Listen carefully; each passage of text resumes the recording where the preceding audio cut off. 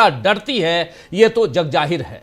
लेकिन अब युवा कांग्रेस यानी यूथ कांग्रेस नेताओं से भी बीजेपी का डर सामने आ रहा है।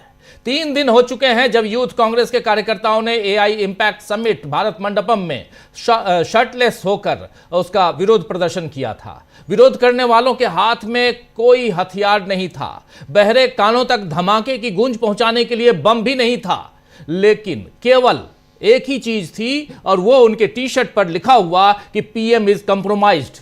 यही लिखी हुई टी शर्ट थी और इसी में बीजेपी की सिट्टी पिट्टी ऐसी गुम हुई कि पहले तो शांतिपूर्ण निरस्त्र कार्यकर्ताओं के साथ मारपीट की गई और फिर कुछ को गिरफ्तार किया गया। अदालत में दिल्ली पुलिस ने उनकी तुलना नेपाल के जेनजी आंदोलनकारियों से कर दी, लेकिन शायद पीएम मोदी को खौफ इतना ज्यादा है कि अब यूथ कांग्रेस के अध्यक्ष उदय भानु चिब को भी गिरफ्तार कर लिया गया है। इस गिरफ्तारी के बाद अब कांग्रेस सीधे सवाल कर रही है और सीधे सीधे जनता से ही सवाल पूछ लिया है कांग्रेस ने क्या कुछ लिखा है ट्विटर पे, जरा उसको देखते हैं। कांग्रेस यहां लिख रही है कि इतिहास गवाह है, जी हां, इतिहास गवाह है, तानाशाह भी याद रखे जाते हैं और वो भी जिन्होंने डर के सामने झुकने से इनकार किया, यानी दोनों याद रखे जाते हैं। दिल्ली पुलिस द्वारा आईवाईसी अध्यक्ष यानी इंडियन यूथ कांग्रेस के अध्यक्ष उदय भानु चिब को गैर कानूनी रूप से हिरासत में लेना बताता है कि एक शांतिपूर्ण प्रदर्शन ने प्रधानमंत्री और भाजपा की नींद उड़ा दी है। यह लड़ाई अब सिर्फ हमारी नहीं बल्कि जनता की है और सबको मिलकर तय करना होगा कि उन्हें कैसा लोकतंत्र चाहिए। ये बात यहां कांग्रेस पार्टी और कांग्रेस में भी इंडियन यूथ कांग्रेस लिख रही है। दूसरी तरफ यहां पर बहुत इंपॉर्टेंट है जानना कि अब आप और हम मिलकर यह तय करें कि हमें 2014 से पहले वाला लोकतंत्र चाहिए या उसके बाद वाला लोकतंत्र जो आज है, क्योंकि तब विरोध प्रदर्शन करने वालों के साथ यानी 2014 से पहले जब नरेंद्र मोदी की सरकार नहीं थी, उससे पहले विरोध प्रदर्शन करने वालों के साथ देशद्रोहियों जैसा सलूक नहीं होता था। इसीलिए अन्ना हजारे बार बार दिल्ली में आकर आरएसएस के मंसूबे कामयाब करने की सहूलियत उनको मिल जाती थी और वो हम लोगों ने देखा। खैर, निर्भया कांड के वक्त भी केंद्र और दिल्ली दोनों में कांग्रेस की सरकार थी, लेकिन प्रदर्शनकारी सड़कों पर तब भी उतरे थे और सरकार को विरोध सुनना और सहना पड़ा था। एक बार जेएनयू में भी डॉक्टर मनमोहन सिंह को काले झंडे दिखाए गए और आयोजकों ने वहां के जेएनयू के प्रदर्शनकारियों पर मामला दर्ज करने की बात कही तो मनमोहन सिंह ने मना कर दिया था। यह सब 2014 के पहले वाला लोकतंत्र है दोस्तों। अभी तो आलम यह है कि आप वोट डालने जाते हैं लेकिन आपको पता ही नहीं है कि असल में वोट किसे पड़ा, और अब तो शायद यह भी पता नहीं कि वोट डालने का अधिकार भी कब तक आपके पास रहेगा। बिहार में 10-10 हजार महिलाओं के खाते में 10-10 हजार रुपए महिलाओं के खाते में डालने की शिकायत प्रशांत किशोर ने अदालत में की थी, आपको याद होगा। प्रशांत किशोर भी याद होंगे आपको। लेकिन प्रशांत किशोर ने यह शिकायत अदालत में की तो उन्हें फटकार मिली कि जनता ने आपको नकार दिया, इसलिए यहां आ गए हैं आप और फिर से सुर्खियां बटोरने की कोशिश कर रहे हैं। लेकिन वही अदालत अब फ्री बीज को गलत बता रही है।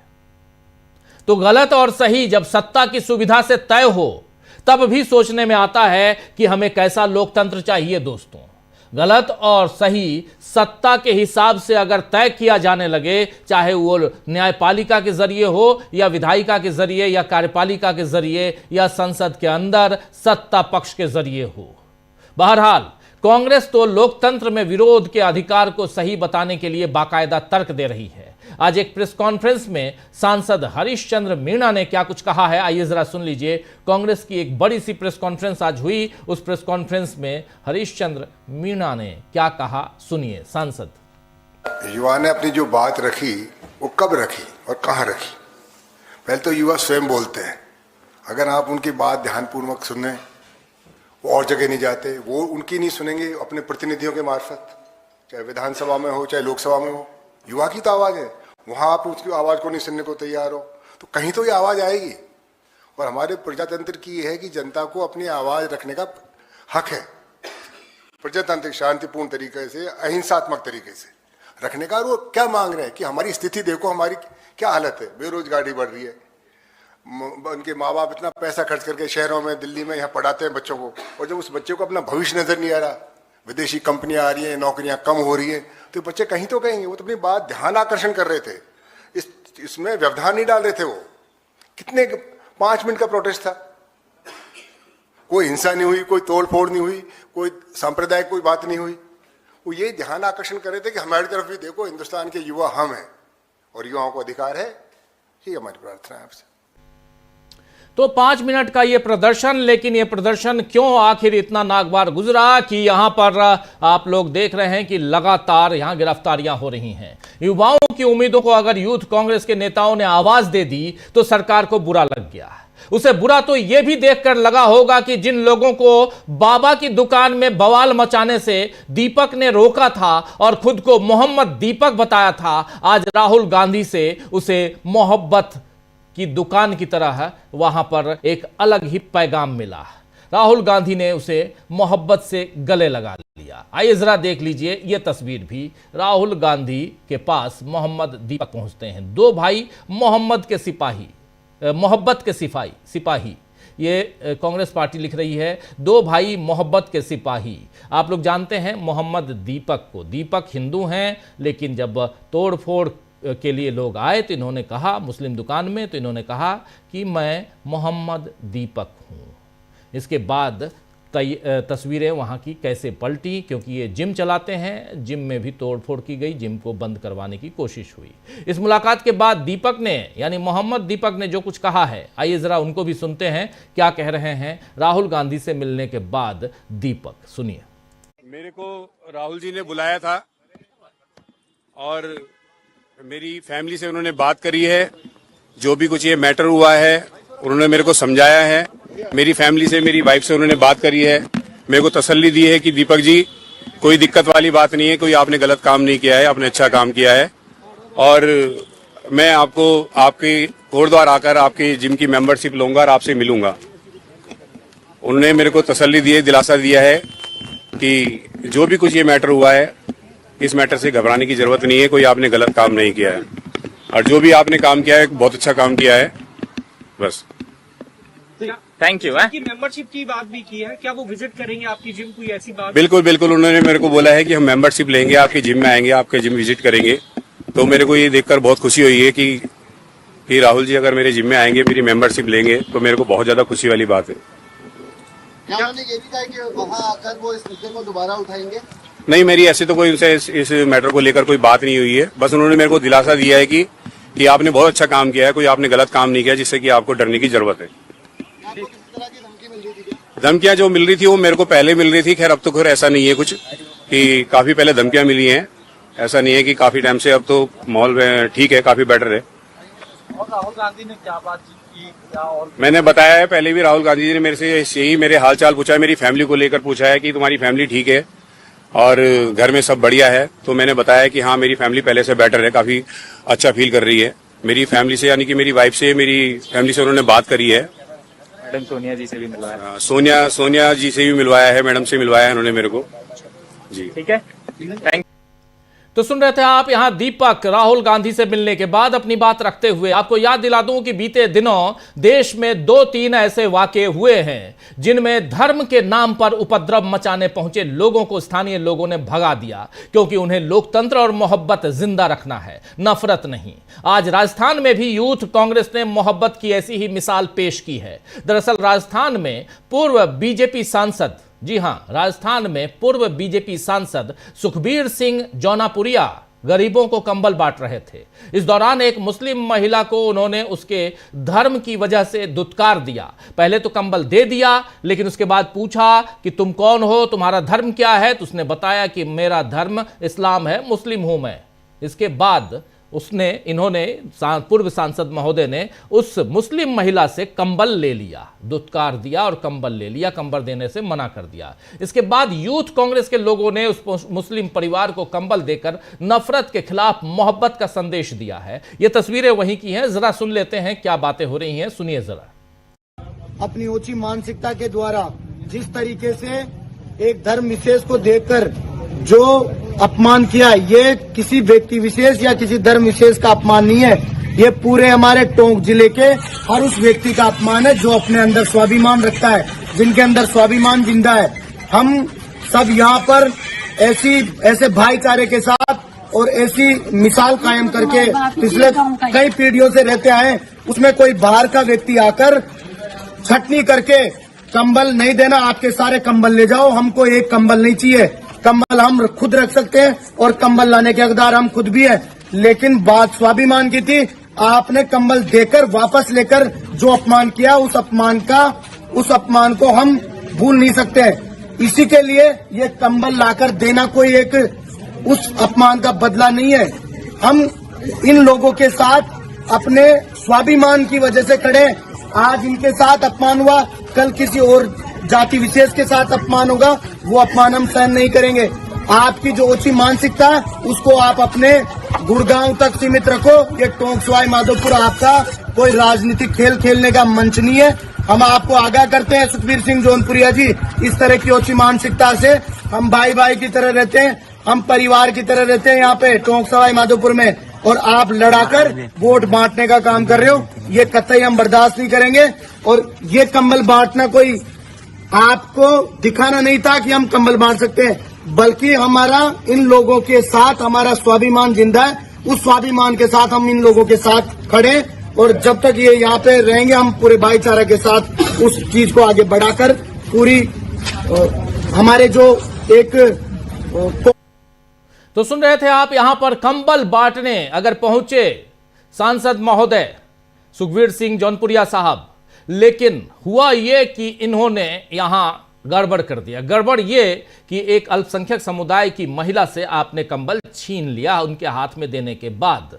तो कहानी यहां पर किस ढंग से बदलती है वो आप समझ सकते हैं, क्योंकि नफरत के बाजार में लगातार यहां पर इसी ढंग के लोग खड़े हैं। तो आइए दोस्तों, आज चर्चा करेंगे कि क्या बीजेपी की विभाजनकारी नीति का असर, या कहूं तो ओवरडोज, अब उतर रहा है और लोग असलियत पहचान रहे हैं। क्या यूथ कांग्रेस के नेताओं को गिरफ्तार कर बीजेपी अपनी साख बचा पाएगी? क्या मोदी की घबराहट ने पुलिस को यूथ कांग्रेस के नेताओं के खिलाफ कार्रवाई करने के लिए मजबूर कर दिया है? प्रोग्राम की शुरुआत करूं, लेकिन उससे पहले सुनिए जरा, प्रधानमंत्री नरेंद्र मोदी के 2 बयान को सुनाना चाहता हूं। दोनों बयान कल का है और आप लोग सुन चुके होंगे, लेकिन फिर भी इसलिए यहां पर क्योंकि जो कुछ भी हो रहा है नरेंद्र मोदी के बयान के इर्द गिर्द, उसको आप बहुत आसानी से समझ पाएंगे। जरा पहला बयान सुनिए, जिसमें वो कह रहे हैं कि कांग्रेस खुद पहले से कितनी नंगी है। सुनिए जरा। नीति का अखाड़ा बना दिया।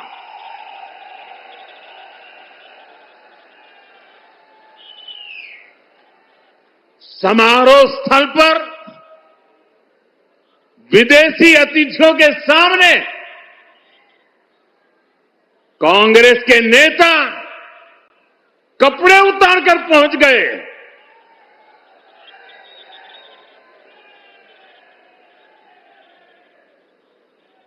मैं कांग्रेस वालों को पूछता हूं,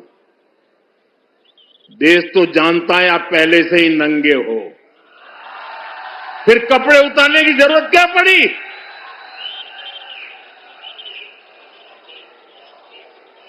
कांग्रेस के नेताओं ने वहां जो कुछ किया वो दिखाता है कि देश की सबसे पुरानी पार्टी वैचारिक रूप से कितनी दिवालिया हो गई है, कितनी दरिद्र हो गई है। साथियों, कोई कल्पना नहीं कर सकता। हम तो वो लोग हैं जो गांव में किसी के यहां शादी ब्याह होता है तो पूरा गांव उसे सफल बनाने में जी जान से जुट जाता है,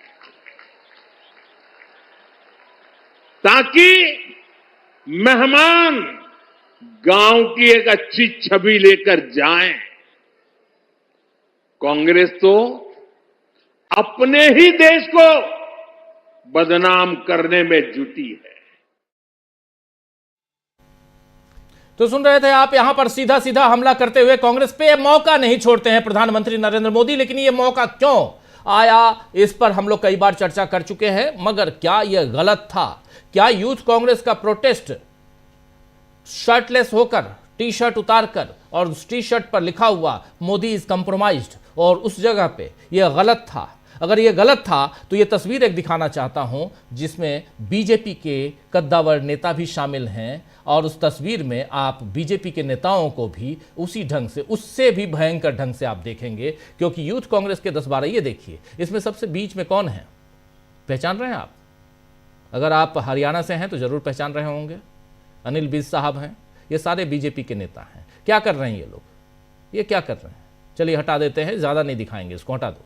लेकिन यहाँ महत्वपूर्ण है, ये बीजेपी का झंडा है, बहुत महत्वपूर्ण है जानना। ऐसी बहुत सारी तस्वीरें बीजेपी के नेताओं की आपके सामने हम रख सकते हैं, रखना नहीं चाहते हैं, क्योंकि इस कार्यक्रम को हम एडल्ट कार्यक्रम नहीं बनाना चाहते।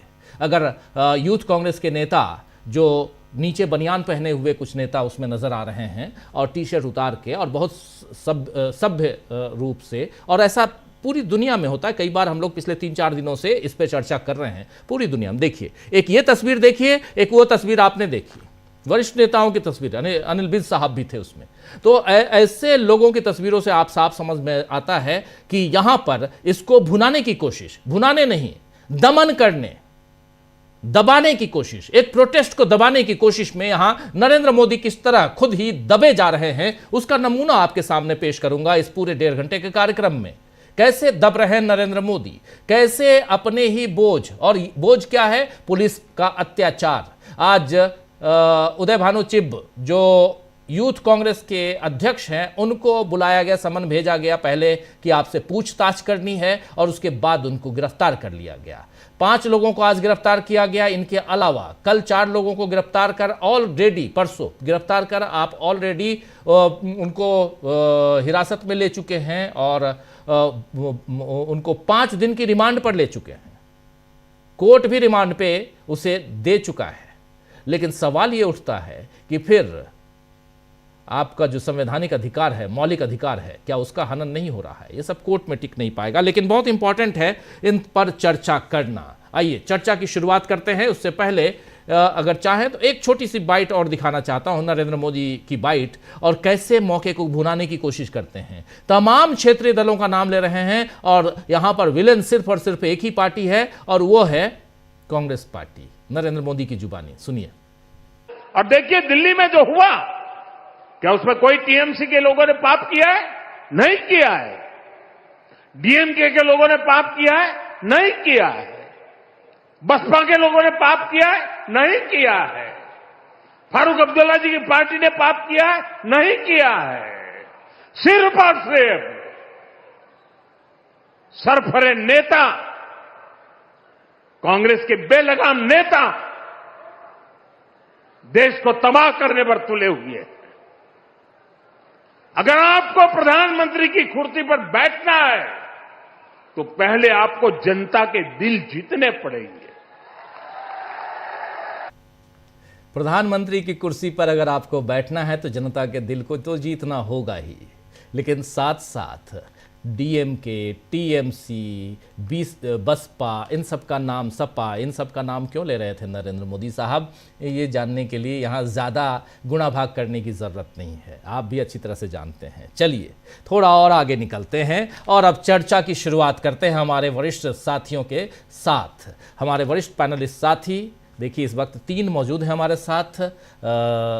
शकील जी हमारे साथ जुड़े हुए हैं, शकील अख्तर जी आपका स्वागत करता हूं। अमलेंदु उपाध्याय जी हमारे साथ जुड़े हुए हैं, अमलेंदु जी आपका स्वागत है। डॉक्टर प्रकाश हिंदुस्तानी जी हमारे साथ जुड़े हुए हैं, प्रकाश जी आपका स्वागत है। स्वागत इस्तकबाल आप तमाम दोस्त साथी शुभचिंतक आप सबका, जो अब तक जुड़ चुके हैं उनका भी, जो जुड़ने वाले हैं उनका भी। सबसे पहले आना चाहता हूं अमलेंदु जी आपके पास। अमलेंदु जी, धड़ाधड़ गिरफ्तारियां आएंगे, शकील जी तो आंखों देखी बताएंगे, लेकिन जरा पहले आपकी टिप्पणी, ये गिरफ्तारियां यूथ कांग्रेस के, आखिर इन लोगों ने कौन सा ऐसा गजब काम कर दिया कि इतने परेशान हो गए हैं मोदी साहब? दिल्ली पुलिस धड़ाधड़, दिल्ली पुलिस, और जहां जहां बीजेपी की सरकारें हैं वहां वहां, मध्य प्रदेश में, उत्तर प्रदेश में, सब जगह, बिहार में, सब जगह गिरफ्तारियां हो रही हैं।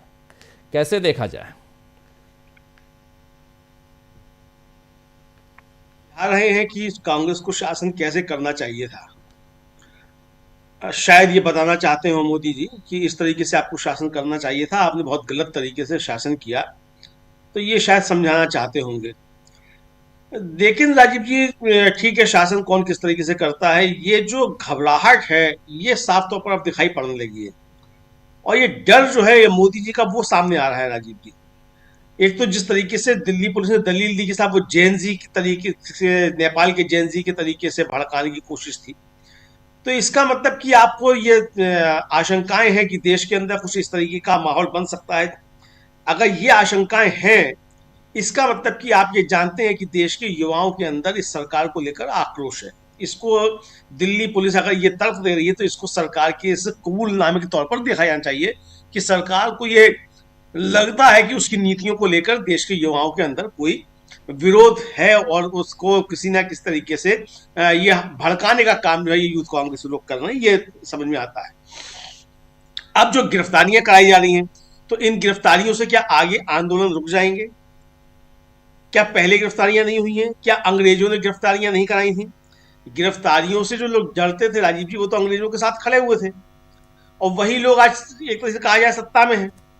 तो ये जो गिरफ्तारियों का डर दिखाने की कोशिश है, तो ये गिरफ्तारियों का डर दिखाकर अब आंदोलनों को रोक नहीं सकते। पहली बात तो ये है, आंदोलन बल्कि इन गिरफ्तारियों से और बढ़ा करते हैं, तो इसके एक तरह से कहा जाए कि इसकी जो प्रतिक्रिया होती है वो और फिर ज्यादा होती है। और अब आप पूरे देश को बता रहे हैं कि इसके जरिए लगातार आप इस मसले को खींचकर कि किस तरीके से मोदी जी घबरा गए हैं और सरकार जो घबरा गई है। तो यही राजीव जी समझा सकता है। अगर मोदी जी घबराए हुए नहीं हैं और ये सरकार अगर घबराई हुई नहीं है, तो इतनी गिरफ्तारियों की आवश्यकता किस लिए है? आपने उदय भानु चिक को बुला लिया, आपने उनको भी गिरफ्तार कर लिया, जो यूथ कांग्रेस के अध्यक्ष हैं। जो लोग कार्यक्रम में थे आपने उनको भी गिरफ्तार कर लिया। चलिए ठीक है, जो कार्यक्रम में थे आपने उनको गिरफ्तार कर लिया, लेकिन क्या इससे पहले जैसे आपने दिखाया वो अनिल विज का, क्या उन लोगों की भी गिरफ्तारियां हुई थी क्या इससे पहले? और राजीव जी, इस तरीके के आंदोलन होते रहते। कल ही मैंने जिक्र किया था वो मणिपुर का, कि वहां किस तरीके से महिलाओं ने निर्वस्त्र होकर प्रदर्शन किया था। इसी दिल्ली में राजीव जी तमिलनाडु के किसान आए थे, उन्होंने निर्वस्त्र होकर जो था वो प्रदर्शन किया था, इसी सरकार के खिलाफ किया था। तो ये अगर इस तरीके के आंदोलन हो रहे हैं और बढ़ रहे हैं, तो आप गिरफ्तारियों के जरिए इसको रोकने की कोशिश करें। उससे ज्यादा अच्छा ये होता कि आप अपनी नीतियों की समीक्षा करते कि आखिर ऐसी कौन सी पॉलिसीज है जिसकी वजह से देश के अंदर इस तरीके के आंदोलन बढ़ रहे हैं। तो ये राजीव जी, मुझे लगता है कि ये सिर्फ और सिर्फ सरकार का डर जो है वही सामने निकल कर आ रहा है। और जब जब राजीव जी सरकार डरती है, वो सिर्फ इसी सरकार की बात नहीं है, कोई भी सरकार हो, दुनिया में कहीं भी सरकार हो, सरकार जब जब डरती है तो उसकी परिणति जो है इसी तरीके के दमन चक्र में होती है। और ये राजीव जी एक तरीके से जो कहावत है कि दिया बुझने से पहले जो है लपलपाता है, तो ये दिया बुझने से पहले की लपलपाहट जो है ये सरकार की दिखाई पड़ती है। तो क्या मोदी जी समझ रहे हैं कि सरकार जाने वाली है, या सरकार के ऊपर ज्यादा खतरे हैं? क्या उनकी पार्टी के अंदर उनको लेकर कुछ ज्यादा बेचैनी है? इस तरीके की अगर कुछ चीजें हैं तो ठीक है, उनको दबाने के लिए आप संदेश देना चाहते हैं। आपने यह गिरफ्तारी यूथ कांग्रेस के नेताओं की कराई, संदेश देना आप चाहते हैं अपनी पार्टी के अंदर नेताओं को जो आपके खिलाफ बातें कर रहे हो सकता है इस तरह की चीजें हो, हम इसके जानते नहीं है, लेकिन हो सकता है कि इस तरह की चीजें हो कि आपके खिलाफ जो आपकी पार्टी के अंदर ही कुछ हो रहा हो। क्योंकि जो भी भारतीय जनता पार्टी का राजीव जी शुभ चिंतक होगा, वो सबसे पहले यही चाहेगा कि भाई पार्टी बची रहे और पार्टी का इकबाल जो है वो कायम रहे, पार्टी की बदनामी ना हो। अब मोदी जी की सरकार जिस तरीके से काम कर रही है, तो उससे तो साफ तौर पे दिखाई पड़ता है ये पार्टी की बदनामी हो रही है। तो हो सकता है कि पार्टी के अंदर मोदी जी को लेकर चिंताएं बढ़ रही हो, तो उसको दबाने के लिए भी इस तरीके का काम किए जा रहे हो। लेकिन राजीव जी, कुल मिलाकर मुझे लगता है कि कांग्रेस के इन 11 लड़कों ने पूरी की पूरी सरकार को जो है और उसकी जो पॉलिसीज थी उनको एक तरीके से निर्वस्त्र कर दिया है। अब इस पर जितना मोदी जी बोल रहे हैं, सरकार इस पर जितना ज्यादा काम कर रही है, उतना ही और ज्यादा सरकार निर्वस्त्र ही होती जा रही है और सरकार की नीतियों के खिलाफ जो है एक आक्रोश बढ़ता ही जा रहा है। जी बिल्कुल बिल्कुल, शकील जी के पास आना चाहता हूं जल्दी से। शकील जी, क्या कुछ चल रहा है कांग्रेस के अंदर? ये जो कुछ जितनी गिरफ्तारियां हो रही हैं, क्या कांग्रेस कुछ और प्लान में है? जरा ये बताइए। एक बहुत शानदार मौका यहां कांग्रेस के हाथ में भी है। ऐसा नहीं है कि नरेंद्र मोदी की दमनकारी नीतियां जो हैं ये उजागर हो रही हैं, और इसको उजागर करने में कांग्रेस शायद ये मौका छोड़ना ना चाहे। तो जरा वो क्या तैयारियां, ये बताइए। दूसरी तरफ, इससे सियासी तौर पर किसको फायदा किसको नुकसान, ये भी बताइए। राजीव जी, कांग्रेस ने आज एक बड़ी प्रेस कॉन्फ्रेंस करी। कई सांसद जो हैं वो एक साथ आए और उन्होंने अपने युवा कांग्रेस के नेताओं और कार्यकर्ताओं का पूरा समर्थन किया। उन्होंने कहा कि हम इसको संसद में पूरी ताकत के साथ उठाएंगे।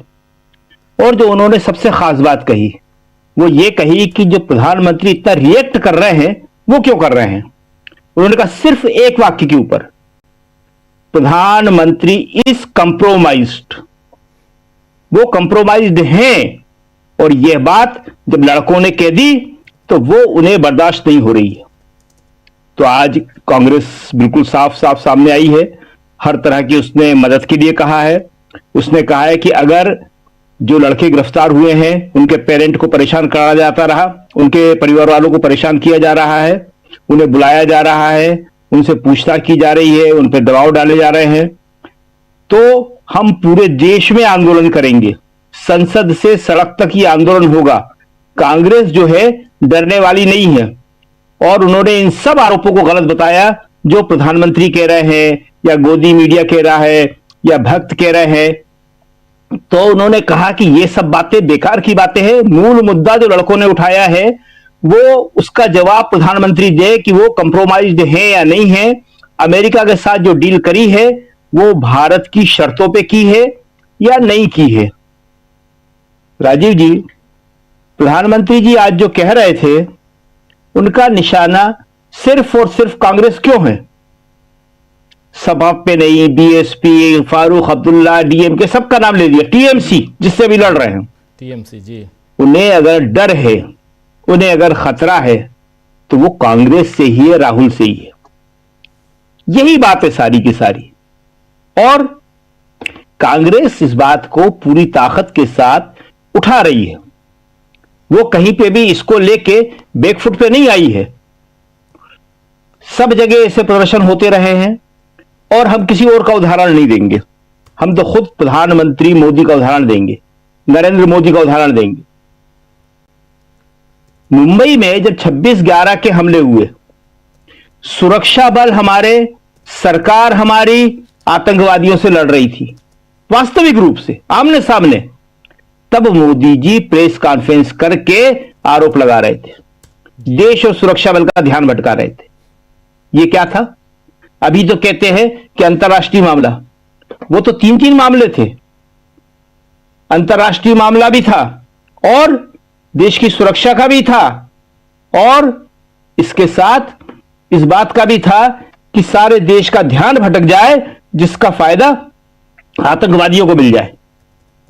तो प्रधानमंत्री जी को अपनी कोई बात याद नहीं रहती। वो कुछ शब्द ऐसे होते हैं, कुछ वाक्य ऐसे होते हैं जो हम लोग इस्तेमाल नहीं करते, मगर इनकी समझ में वही आते हैं और चलन में वही हैं। अमर सिंह की याद आ जाती है हमें। अमर सिंह कहते थे इन लोगों के लिए कि हम करें तो लंगोट ढीला, आप करो तो रासलीला। वही हाल है। ये बात कर रहे हैं। सबसे पहले उज्जैन के विक्रम विश्वविद्यालय में एक शिक्षक सब्बरवाल की विद्यार्थी परिषद के लोगों ने पीट पीट कर हत्या कर दी थी। इनकी पूरी सरकार उसके साथ खड़ी हो गई थी, बीजेपी की थी। सबके सब जो है अदालत से बरी हो गए थे।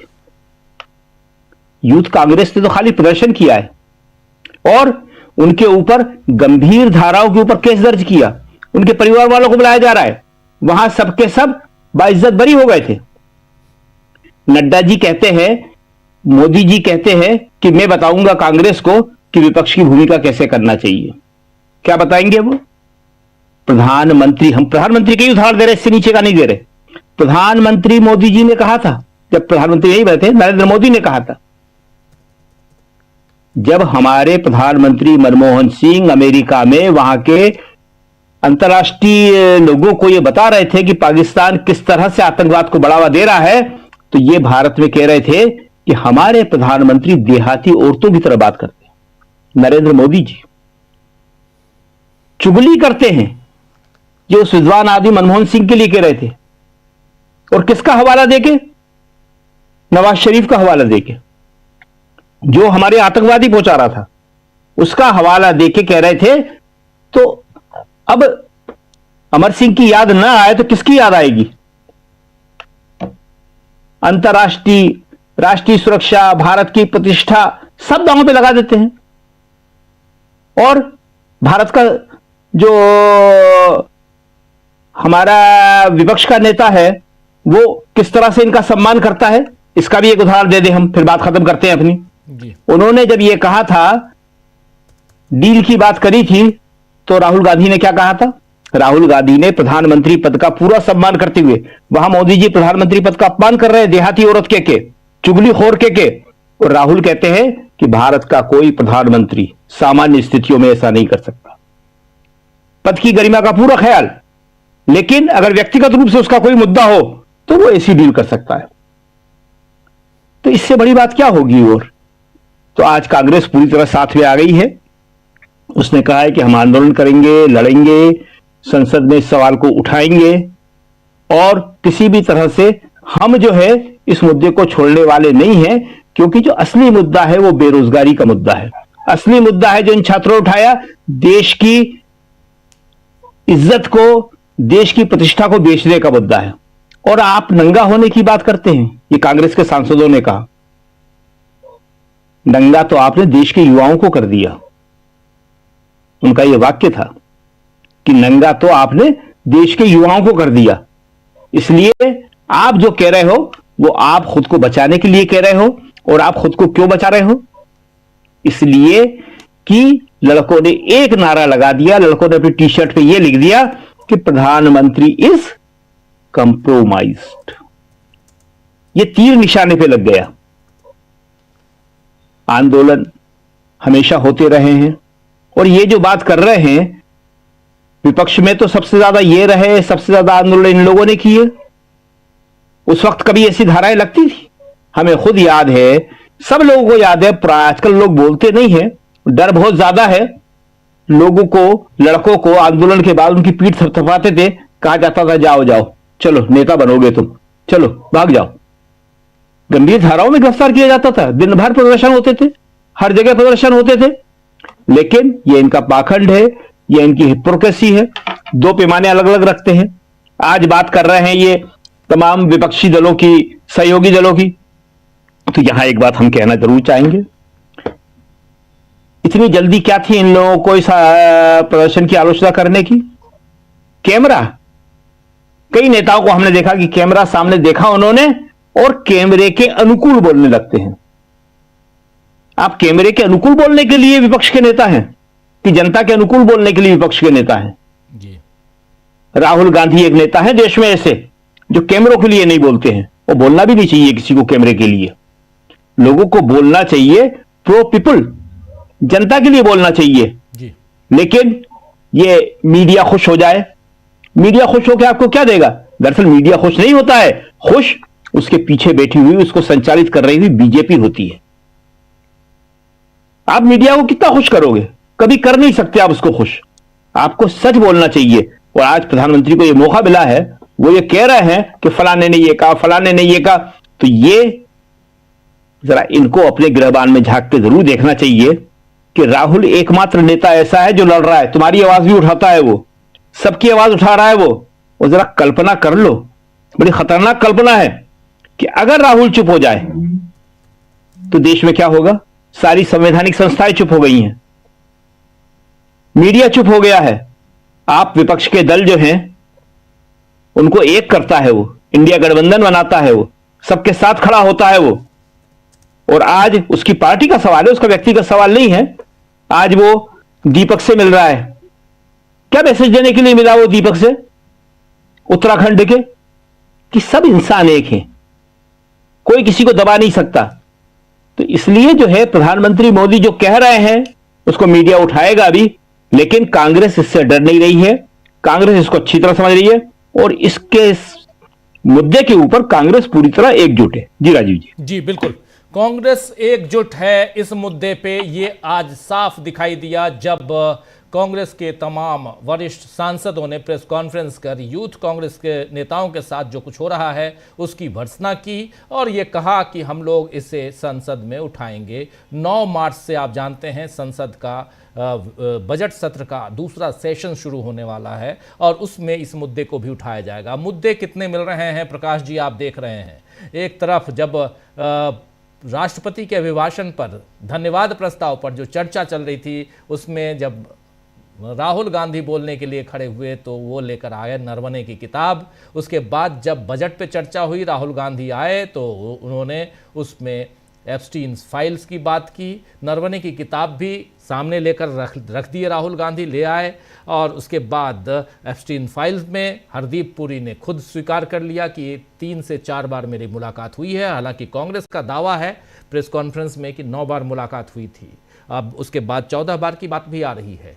कौन कितनी बार मिला ये नहीं पता, लेकिन इन सब के बीच अब ये youth Congress, Modi is compromised, और उधर अमेरिका में जो कुछ हो रहा है हम लोग देख रहे हैं। डोनाल्ड ट्रंप को अपने ही सुप्रीम कोर्ट से झटका लग चुका है। 9 जजों की बेंच में से 6 जज इनके खिलाफ चले गए। उस दिन काफ़ी घबराए हुए, सकपकाए हुए थे डोनाल्ड ट्रंप यहाँ पर क्या करें क्या नहीं करें की स्थिति में हैं और अब वो जंग की तरफ बढ़ते हुए दिखाई दे रहे हैं ईरान के साथ। आजकल में जंग की शुरुआत हो जाए ये भी लगता है, लेकिन इन सब के बीच यहाँ जो दूसरी जंग चल रही है अपने यहाँ, जिसमें नरेंद्र मोदी घबराए हुए क्यों नजर आते हैं, ये जो है आप जरा, हो सकता है मेरा देखने का नजरिया ऐसा हो कि घबराहट उनकी नजर आ रही है। आपका नजरिया जरा आपसे समझना चाहता हूं कि नरेंद्र मोदी के 2 वक्तव्यों को आपने सुन लिया, आपने देख लिया कि प्रतिक्रियाएं क्या हुई। आप इंदौर में बैठे हुए हैं, इंदौर में क्या कुछ हुआ आपने देख लिया, भोपाल में क्या कुछ हुआ, और लगातार आप पूरे देश में देख रहे हैं कि क्या चल रहा है। इस मामले के बाद जो आपके ऊपर जो विजुअल चल रहा है, उस मामले के बाद जरा समझना चाहता हूं इससे किसको नफा किसको नुकसान सियासी तौर पर। प्रकाश जी। जी धन्यवाद राजीव जी। जो हालात है इस पर बशीर बद्र साहब का एक शेर याद आता है। वो शेर इस हालात में, देश के राजनीतिक हालात पर बिल्कुल सटीक है। हम तो कुछ देर हंस भी लेते हैं, दिल हमेशा उदास रहता है। यानी जो लोगों की प्रतिक्रिया है वो बताती है किस तरह देश को उदास कर दिया प्रधानमंत्री ने वक्तव्य देके। वास्तव में युवक कांग्रेस के लोगों को तो शुक्रिया कहना चाहिए प्रधानमंत्री का और बीजेपी के नेताओं का कि उनकी गिरफ्तारी हुई और दर्जन भर लोगों के आंदोलन से ही सरकार हिल गई और प्रधानमंत्री इस तरह की शब्दावली इस्तेमाल करने लगे जैसे हमारे यहाँ, हमारे शहर में पार्षद लोग भी ऐसी भाषा नहीं बोलते। उस स्तर तक चले गए प्रधानमंत्री जी। तो ये बताता है कि प्रधानमंत्री इतने बौखलाए हुए हैं। दरअसल इस पूरे मुद्दे को लेकर आप देखेंगे कि जिस तरह से भारतीय जनता पार्टी, बीजेपी के आला नेताओं ने और संगठन ने जो तरीका अपनाया वो ये कि एआई समिट में जो जो बदइंतजामी हुई, भारत की जितनी भद पीटी, उससे लोगों का ध्यान बटाने के लिए कि देखिए साहब ऐसा है जैसे घर में शादी हो और कोई हमारा पड़ोसी इस तरह बनियान पहनकर आ जाए विवाह मंडप में और बनियान भी उतार दे, इस तरह की बातें हो रही। तो मतलब ये कि बेचैनी है जिस बेचैनी की जरूरत नहीं है। प्रधानमंत्री को सीधे सीधे स्वीकार करना चाहिए। आलोचना होती है, आप प्रधानमंत्री हैं, होने दीजिए, आप अपना जवाब दीजिए कि हमारे एआई समिट से हमें क्या मिला। लेकिन आप देखिए हमारे प्रधानमंत्री जी के पास जो नारे हैं, जो जिसको एक खास मीडिया के लोग मंत्र बोलते हैं, मोदी जी का मंत्र, मोदी जी ने फलाना मंत्र दिया, मोदी जी ने ढिकाना मंत्र दिया। तो जो मोदी जी के मंत्र हैं उन मंत्रों की बात होती है और वो मंत्र कहां जाते हैं, क्या अंजाम होता है पता नहीं। मेक इन इंडिया का क्या हुआ, मन की बात में जो सैकड़ों मंत्र वो देते रहते हैं हर हफ्ते। मतलब ये मंत्रोलाजी जो चल रही है मोदी जी की, वो बड़ी अटपटी लगती है कि क्या बेचैनी है। आप अगर अंदर तक जाएंगे तो बहुत सारे कारण हैं, देश के भी कारण हैं, अंतर्राष्ट्रीय कारण भी है। एक तो यह है कि भारत अमेरिका व्यापार समझौते को लेकर जो बातें हो रही है, जो ट्रेड, अभी तो अंतरिम व्यापार समझौता ही कहेंगे, इस ट्रेड डील को लेकर जो बातें हो रही है, इसमें हमारी अर्थव्यवस्था जिस तरह ऊपर नीचे हो रही है, लोग इसको ट्रंप डील की जगह ट्रैप डील बोलने लगे, TRAP, ट्रैप डील, क्योंकि इसमें भारत के किसान, हमारी अर्थव्यवस्था और सबसे बड़ी बात है कि हमारी रणनीतिक स्वायत्तता खतरे में है। जो हमारे स्ट्रेटेजिक ऑटोनॉमी है उस पर खतरा हो जाएगा। इस बात को लेकर चिंता है विपक्ष की, और सरकार उस चिंता का कोई सही जवाब नहीं दे पा रही है। लोगों को समझा नहीं पा रहे कि भाई हम जो कर रहे हैं वो सही कर रहे हैं।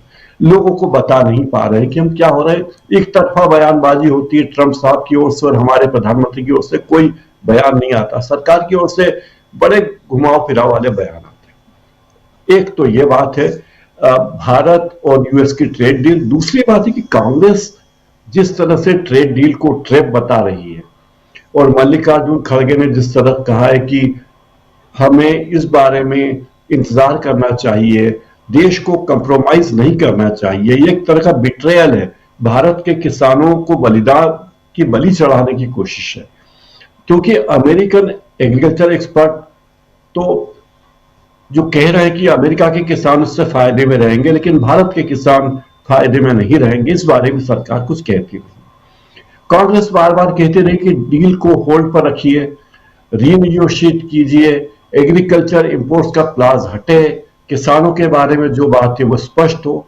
सरकार बयान नहीं दे रही। तीसरी बात है कि सरकार जो है ये इवेंट की सरकार है। हम बार बार कहते हैं कि इवेंट की सरकार है। इवेंट करने को ही ये बड़ी उपलब्धि मान लो।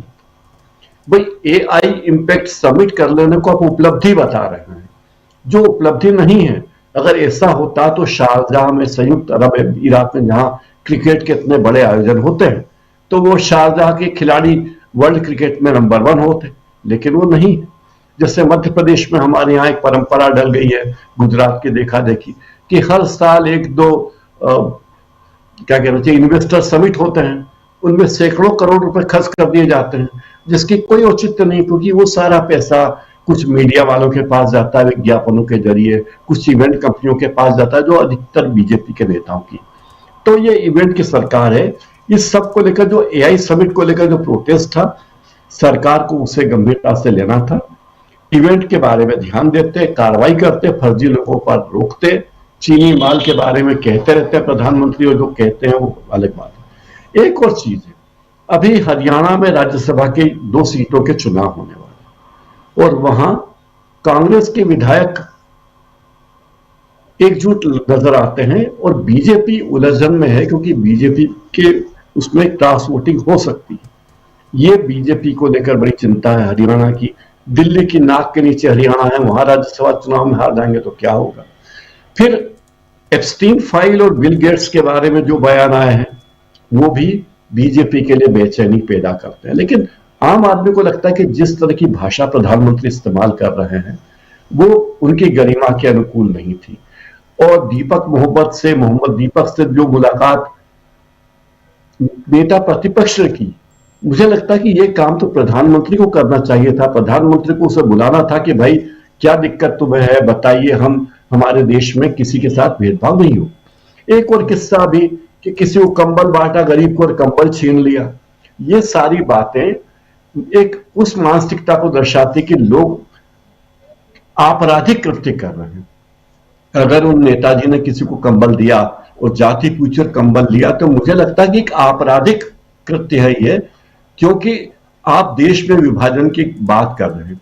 अभी उज्जैन में हमने देखा कि वहां जैन परिवार की मिठाई की दुकानें वहां बिल्कुल रमजान के महीने में रोजा खोलने के लिए लोग मिठाइयां ले रहे हैं। कहीं मैंने देखा कि श्री राम मिठाई भंडार पे कई लोग टोपी लगाए रोजा खोलने के लिए सामान खरीद रहे हैं। तो देश में जो भाईचारा उसे बनाए रखना सरकार की जिम्मेदारी है। सरकार उस जिम्मेदारी से चूक रही है और बेजा हरकतें करने वालों पर रोक नहीं लगा रही है। प्रधानमंत्री के बयान संतुलित नहीं है। राजू जी, बिल्कुल बिल्कुल आप सही कह रहे हैं, प्रधानमंत्री के बयान संतुलित नहीं है। इस बीच प्रधानमंत्री के बयान पर राहुल गांधी का बयान भी आ गया है। राहुल गांधी ने अभी थोड़ी देर पहले ट्वीट किया है, उन्होंने बयान अपना वक्तव्य जारी किया है और उसमें साफ साफ वो कह रहे हैं राहुल गांधी कि मोदी जी आप शर्म की बात करते हो। शर्म की बात मैं आपको बताता हूं। ये ट्वीट किया उन्होंने, राहुल गांधी ने। इसके साथ साथ उन्होंने वीडियो भी जारी किया है। कह रहे हैं एप्स्टीन फाइल्स में आपके मंत्री और आपके मित्र का साथ में नाम आना, ऐसे घिनौने अपराधी के साथ आपका नाम जुड़ा होना, ये शर्म की बात है। आपने अमेरिका के साथ जो ट्रेड डील की है, जिसमें आपने देश को बेच दिया, ये शर्म की बात है। आइए जरा सुन लेते हैं राहुल गांधी जो कह रहे हैं। हमारे साथी प्रशांत टंडन जी भी जुड़ गए हैं। प्रशांत जी, आपका स्वागत करता हूं इस कार्यक्रम में। और राहुल गांधी को सुनते हैं। सीधे सीधे हमलावर, शर्म किसको आनी चाहिए ये बता रहे हैं, और शर्म की बात कौन करता है और शर्म क्या है ये मैं आपको बताता हूं। राहुल गांधी कह रहे हैं, सुनिए। बीजेपी के कार्यकर्ताओं, आरएसएस के कार्यकर्ताओं, आप अपने प्रधानमंत्री के आंखों में देखो, आपको डर दिखेगा। पार्लियामेंट में नहीं आ पाए और कारण नारावाने नहीं थे, कारण एप्स्टीन था, कारण अदानी पर केस था। नरेंद्र मोदी जी, अहिंसा और लोकतांत्रिक विरोध देश की बुनियाद है। गांधी जी और भगत सिंह ने यह रास्ता दिखाया है। इससे आप इतना क्यों डरते हो? आप शर्म की बात करते हो। शर्म की बात मैं आपको बताता हूँ। आपने अमेरिका के साथ जो किया है, ये शर्म की बात। देश को आपने बेचा है। पहली शर्म की बात, जो यूएस के साथ आपने ट्रेड डील की है, जिसमें हिंदुस्तान को कुछ नहीं मिला और हमारा पूरा देश आपने अमेरिका को बेच दिया है। हमारे देश का डेटा दे दिया, किसानों को खत्म कर दिया, टेक्सटाइल इंडस्ट्री बर्बाद कर दी। ये शर्म की बात। दूसरी शर्म की बात, एप्स्टीन जो पीडोफाइल है, उसकी फाइलों में, उसकी ईमेल में आपका नाम, आपके मंत्रियों का नाम और आपके दोस्तों का नाम, तीनों का एक साथ आ रहा है।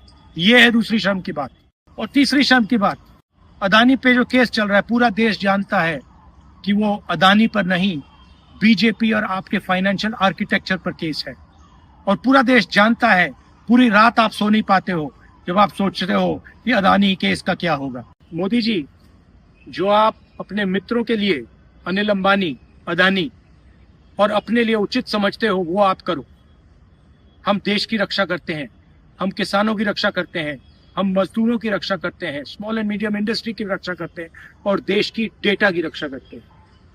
हम संविधान के लिए लड़ रहे हैं। कांग्रेस पार्टी के बब्बर शेरों, कार्यकर्ताओं, आपको डरना नहीं है, एक कदम पीछे हटना नहीं है।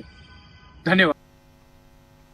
कांग्रेस के बब्बर शेरों को इन्होंने कह दिया डरना नहीं है और एक कदम पीछे नहीं हटना है। प्रशांत टंडन जी, आपके पास आना चाहता हूं। राहुल गांधी का इससे पहले इतना ओजपूर्ण वक्तव्य, बयान, 1.5 मिनट का, 1 मिनट 50 सेकंड का यह वीडियो है, आपने सुना था क्या?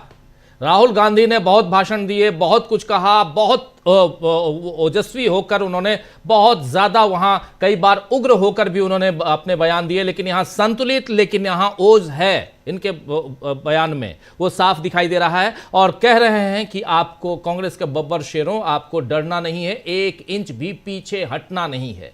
क्या माना जाए? और तमाम मसलों को, और साफ साफ कह रहे हैं कि मामला एप्स्टीन फाइल्स का है, मामला ट्रेड डील का है, मामला नरवणे की किताब का है। प्रशांत जी। राजीव जी, कुछ और भी है, और जो देश की राजनीति में एक नयापन दिखाई दे रहा है पिछले 2-3 दिन में, वो ये है कि इस बार नरेंद्र मोदी जो रिएक्ट कर रहे हैं, जो प्रतिक्रिया दे रहे हैं, जो उकसाने की कोशिश कर रहे हैं कि इंडिया गठबंधन के लोग इधर उधर हो जाए, वो किस पे कर रहे हैं? कोई राहुल गांधी का बयान नहीं है, कोई स्टालिन का बयान नहीं है, किसी बड़े कांग्रेसी नेता का नहीं, कुछ नहीं कह दिया है। कांग्रेस का कार्यकर्ता चला गया जी टी शर्ट पहन के। तो अब मोदी जी कांग्रेस के कार्यकर्ता से लड़ रहे हैं, जिसकी बात राहुल गांधी कर रहे हैं। ये नयापन है पॉलिटिक्स में। दूसरी बात कि खुद मोदी जी ये कह रहे हैं, अगर उनके भाषणों का आप पॉलिटिकल एनालिसिस करेंगे, कि टी शर्ट का आइडिया तो जबरदस्त था। टी शर्ट तो राहुल गांधी भी पहनते हैं।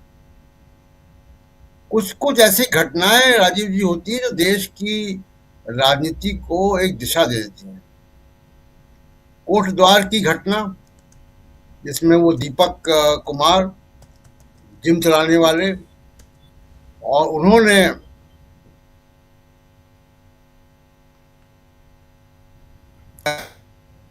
और अब दूसरी बात जो सामने आ रही है वो ये कि लगता है मेरा वीडियो डाउन है क्या? नहीं नहीं, अभी ठीक है, अभी ठीक है। बीच में हुआ था डाउन, लेकिन अभी ठीक हाँ। है जी। तो जिस तरीके से कोटद्वार की घटना सामने आई है, कोटद्वार की घटना, और अब ये टी शर्ट जो युवा कांग्रेस के नेता चले गए एआई समिट में, इन दोनों घटनाओं ने राजनीति को एक नया मोड़ दे दिया। और अब मोदी जी बिल्कुल एकदम जो है वो जिसको कहें कि बहुत ही नाराजगी में और आपा खोलने की स्थिति में उस तरह उन्होंने पूरा भाषण दिया। और कितना बचकाना भाषण है कि कह रहे हैं कि जी वो कांग्रेस को अलग थलग कर दो। मीडिया को भी उन्होंने संबोधित किया है। ये विपक्षी पार्टी ने नहीं किया, कांग्रेस ने किया है जी। तो इसको क्या विपक्षी पार्टियां ये मान लेंगी कि बड़ा गड़बड़, मोदी जी ठीक कह रहे हैं। और संदेश वो दे रहे हैं 63% वो लोगों को, 64% लोगों को जिन्होंने बीजेपी को वोट नहीं दिया है, उनको कह रहे हैं कि हमसे लड़ने वाली जो पार्टी है वो कांग्रेस ही है केवल, बाकी और पार्टियां कोई लड़ रही हैं। तो ये कोई बहुत ही जल्दबाजी में, और देखिए नाराजगी और गुस्से में जब आप कोई चीज करते हैं तो गलतियां करते हैं। दूसरी बात, जो मोदी जी जिस ब्रीड के पॉलिटिशियन है, जिस स्कूल ऑफ थॉट के हैं वो, और जो उनका अब तक का जो क्रियाकलाप है, देखिए मोदी जी उस तरह के व्यक्ति हैं कि जिनको आप शर्मसार करके नहीं हटा सकते। वो इस मामले में नॉन बायोलॉजिकल है। कोई दूसरा प्रधानमंत्री होगा, उसके खिलाफ इतनी बातें होंगी, उसको उलझन में पड़ेगा, वो उसके मंत्रियों के नाम एब्स्टीन में आ जाएंगे, जिसका नाम आया उसी को बर्थडे विश भी कर रहे हैं। तो वो साबित करते हैं बार बार कि देखिए आप मुझे शर्मसार नहीं कर सकते, आपको कोई और तरीका अपनाना पड़ेगा। तो कांग्रेस ने जो तरीका अपनाया वो लगता है, हम लोग 2 दिन से इस बात को चर्चा कर रहे हैं कि कांग्रेस का तीर जो है वो निशाने पे लगा। अब दिल्ली पुलिस ने क्या किया है, बहुत बड़ी रिकवरी की है राजीव जी, आपने देखा होगा जी खबरों में। उन्होंने टी शर्ट बरामद की है युवा कांग्रेस के लड़कों से, कार्यकर्ताओं के यहाँ से उन्होंने टी शर्ट बरामद की है। कितना हास्यास्पद है ये सब चीजें कि आपने जो है वो इतना भारी भरकम आपने हथियार बरामद किए हैं, टी शर्ट। और इससे होगा ये कि जो थोड़े बहुत जो कंफ्यूज लोग हैं, मीडिया में भी कुछ लोग ऐसे हैं जिनको ये बुरा लगा था, उनको लगा था कि नहीं ये ठीक नहीं किया। हमारे भी कोई मित्र लोग इस तरीके की व्यू रखते थे। उन सब लोगों को अब क्या होगा कि जब आप गिरफ्तारियां करेंगे, हैरेसमेंट करेंगे, टी शर्ट की बरामदगी दिखाएंगे, तो मजाक भी उड़ेगा और वो जो लोग आपके साथ थे अब वो भी साथ छोड़ेंगे। दूसरी बात जो कल हम लोगों ने चर्चा की थी, उसी को थोड़ा मैं आगे बढ़ाऊंगा कि राजनीति में एक डिसरप्टिव आइडिया होता है, एक खलबली मचाने वाला आइडिया होता है। वो खलबली मचाने वाला आइडिया नए राजनीति को जन्म देता है। बीजेपी ने भी किया कई बार। सोशल इंजीनियरिंग बीजेपी का आइडिया था, और आज भी अगर जो बीजेपी की सरकारें हैं या मोदी जी भी हैं, तो वो गोविंदाचार्य के डिसरप्टिव आइडिया जो था सोशल इंजीनियरिंग का, उसकी वजह से, हिंदुत्व की वजह से नहीं है। बीजेपी हिंदुत्व पे चुनाव नहीं जीतती है, बीजेपी चुनाव जीतती रही है सोशल इंजीनियरिंग पे। अब तो खैर वो ज्ञानेश कुमार से चुनाव जीत रही है, लेकिन अब तक तो एक डिसरप्टिव आइडिया जो है वो लंबे समय तक काम करता है। वीपी सिंह ने डिसरप्टिव आइडिया दिया था। ये जो विरोध का नया तरीका कांग्रेस लेकर आई है, ये डिसरप्टिव आइडिया, इस पर मोदी जी ने मोहर लगा दी है।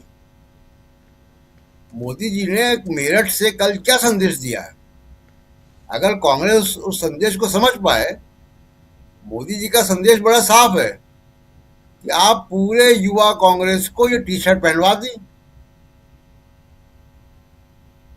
मोदी जी का संदेश यही है कि मैं इससे परेशान हो रहा हूं, अब कांग्रेस पार्टी ये टी शर्ट छपवाए।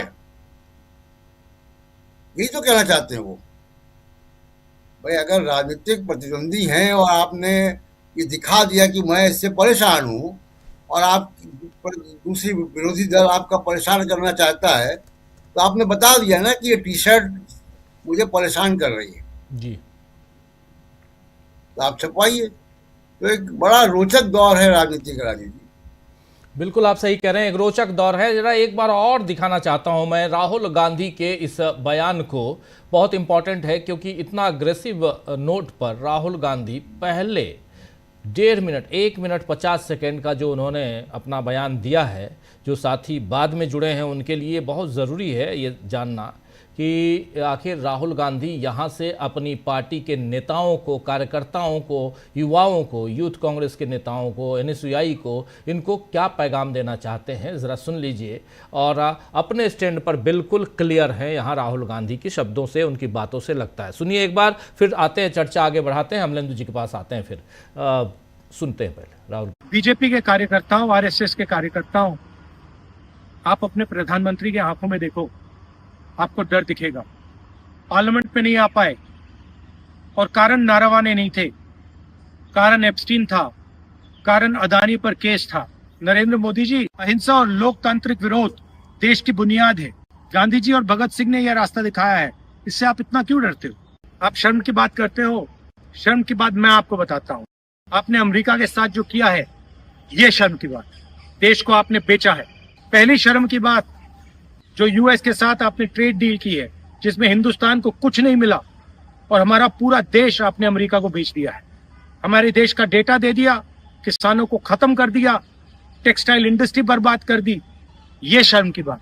दूसरी शर्म की बात, एप्स्टीन जो पीडोफाइल है, उसकी फाइलों में, उसकी ईमेल में आपका नाम, आपके मंत्रियों का नाम और आपके दोस्तों का नाम, तीनों का एक साथ आ रहा है। ये है दूसरी शर्म की बात।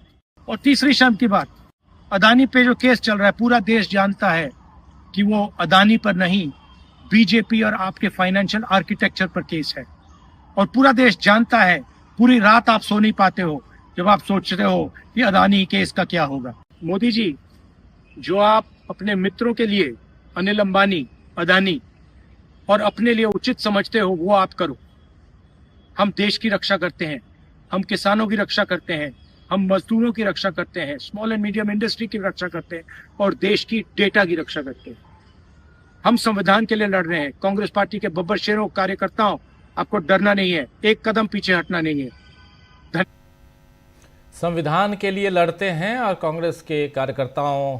और जी प्रशांत जी, जी राहुल गांधी जो राजीव जी कह रहे हैं, उस पर सिर्फ एक बात जोड़ना चाहता हूं, वो ये कि कल हम लोग चर्चा कर रहे थे, अमेरिका जो ट्रेड डील बात करने ब्यूरोक्रेट्स की और मिनिस्ट्री ऑफ कॉमर्स की टीम जा रही थी, वो टीम अब नहीं जा रही है। जी, वेट करेंगे कह रही है टीम, अभी थोड़ा इंतजार करेंगे। ये इंतजार 6 महीने से कर रहे थे, अचानक आपने इंतजार को छोड़ दिया और फिर आनन फानन में आपने ट्रेड डील कर लिया। और उसके बाद फिर, जबकि ये जानते हुए कि 10 दिन बाद ही सुप्रीम कोर्ट से फैसला आना है, 2 फरवरी को ट्रेड डील के लिए आप, क्योंकि 2 फरवरी को ही राहुल गांधी का भाषण होता है।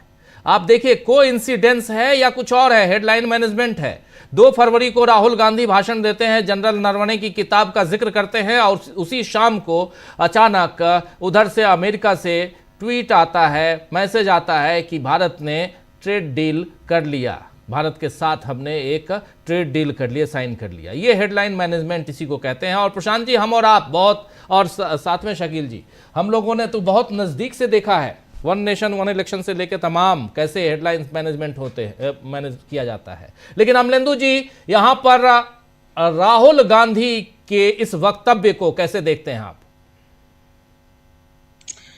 राजीव जी, देखिए, जो काम यूथ कांग्रेस के लड़कों ने शर्ट उतार कर किया, राहुल गांधी ने वो काम बिना शर्ट उतारे कर दिया। सरकार को निर्वस्त्र करना था, वो राहुल गांधी ने सरकार को फिर निर्वस्त्र कर दिया। और ये मौका जो है वो मोदी जी ने उपलब्ध कराया। भाई आप जिस तरीके से अब यूथ कांग्रेस के लोगों के ऊपर पुलिस की कार्रवाई करा रहे हैं, उसके बाद ये तो चीजें और बढ़ेंगी। ऐसा थोड़ी कि एकदम रुक जाएंगी। राहुल गांधी भी यही कह रहे हैं कि आपके ये जो कारनामे हैं पुलिस के जरिए, ये रुकेंगे नहीं, ये और बढ़ेंगे। अब राहुल गांधी ने तो राजीव जी खुलकर कह दिया कि एपस्टीन फाइल्स में आपका नाम है, आपके मित्र का नाम है, आपके स्ट्रक्चर जो उस पर हमला है, अडानी पे जो केस चल रहे हैं, साफ तौर पे कहे जा रहे हैं। और जो बड़ी बात कही है राजीव जी, मुझे लगता है उसको अंडरलाइन किया जाना चाहिए कि मोदी जी आप रात को सो नहीं पा रहे हैं। और राजीव जी ये मोदी जी के चेहरे पे दिखाई पड़ रही है थकान, कि रात को मोदी जी सो नहीं पा रहे हैं। मोदी जी के श्रीमुख से जो विष्ठा निकली है वो राजीव जी इसी का प्रमाण है कि मोदी जी रात को सो नहीं पा रहे हैं और जुनून में जाने क्या क्या पक रहे हैं। तो ये साफ समझ में आ रहा है। तो राहुल गांधी का जो ये हमला अब जो किया है राहुल गांधी ने इसके बाद, तो मुझे लगता है राजीव जी इसका जवाब प्रधानमंत्री के पास नहीं है। और प्रधानमंत्री अगर इसका जवाब देने की कोशिश करेंगे तो और ज्यादा फंसते चले जाएंगे, चीजें और ज्यादा खुलकर सामने आती चली जाएंगी। आप राजीव जी, बेहतर तो ये था कि प्रधानमंत्री तुरंत हरदीप सिंह पुरी का इस्तीफा लेते और कहते कि भाई अब जब तक इस पे कोई जांच नहीं होगी और इसके परिणाम नहीं आएंगे तब तक हम इनको मंत्रिमंडल में नहीं लेंगे।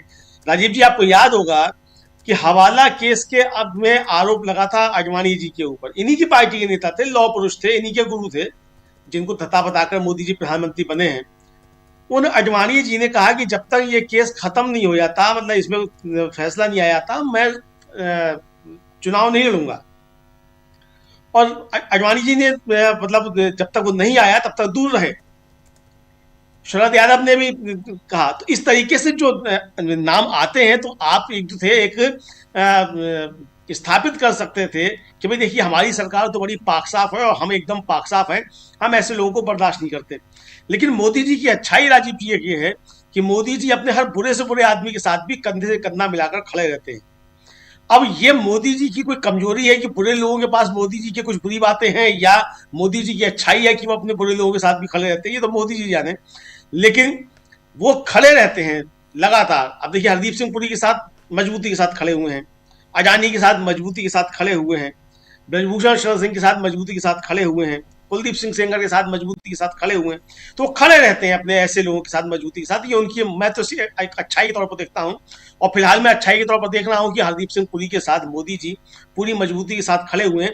जब तक कि और फाइलें नहीं आ जाएं, और लोगों के नाम नहीं आ जाएं, तब तक देखते हैं कि मोदी जी जो है वो हरदीप सिंह पुरी के साथ इसी तरह से खड़े रहेंगे। अब जब अगर और लोगों के नाम आ जाते हैं अगले, अभी जो फाइलें और आनी है, तब देखना होगा कि किस किस के साथ मोदी जी साथ में खड़े होते हैं राजीव जी, ये देखा जाएगा। लेकिन राहुल गांधी ने जो अपना ये वक्तव्य जारी किया है राजीव जी, इसने सीधे सीधे मोदी जी का जो अस्तित्व है उसके ऊपर सीधा सीधा प्रहार किया है। उन लड़कों ने तो मोदी कंप्रोमाइज जो है वो लिखा है केवल। अच्छा, जो प्रशांत जी सुझाव दे रहे थे राजीव जी, बड़ा अच्छा सुझाव है। अगर ये मान लीजिए पोस्ट ये पहनकर 10-20 लाख लोग सड़कों पे निकल जाएं कि मोदी कंप्रोमाइज, तो कितनी गिरफ्तारियां कराएंगे मोदी जी? कितनी गिरफ्तारियां कराएंगे? 20 लाख, 50 लाख, 1 करोड़? 1 करोड़ लोग निकल सकते हैं पहन करके मोदी कंप्रोमाइज। तो ये जो दावत है वो मोदी जी खुद दे रहे हैं। अच्छा राजीव जी, एक बार लगा था कि वो चौकीदार चोर है, तो सबने लिख दिया कि मैं भी चोर, अपने उस पे ट्विटर पे सबने लिखा कि मैं भी चोर। अब कोई नहीं कह रहा मैं भी कंप्रोमाइज, लिखो सब मैं भी कंप्रोमाइज, मजा आ जाए, सब लिखे कंप्रोमाइज। सबने लिखा था ना मैं भी चोर, तो अब लिखो सब कि मैं भी कंप्रोमाइज। तो लेकिन राजीव जी इस बार मामला ज्यादा ही फंस गया है, और अभी तो जो चीजें सामने आई हैं वो कम आई हैं, मुझे लगता है शायद कुछ और ज्यादा चीजें होंगी जो सरकार में बैठे हुए लोगों को मालूम होंगी। राजीव जी देखिए, जिसके पर्चे वहां जमा हैं उसको तो मालूम है ना किस किस के पर्चे वहां जमा है। हमें ये आपको तो नहीं मालूम है, देश को ही तो नहीं मालूम है। देश को तो वही जो 30 लाख पर्चे सामने आ गए उनसे मालूम पड़ा कि हरदीप सिंह पुरी है उसमें। लेकिन बाकी जिनके पर्चे जमा हैं उनको तो मालूम है ना कि उनके पर्चे जमा हैं, बाकी देश को मालूम है ना मालूम हो। तो अब किस किस के पर्चे जमा है राजीव जी, किस किस के क्या क्या मोदी जी के ऊपर दबाव हैं।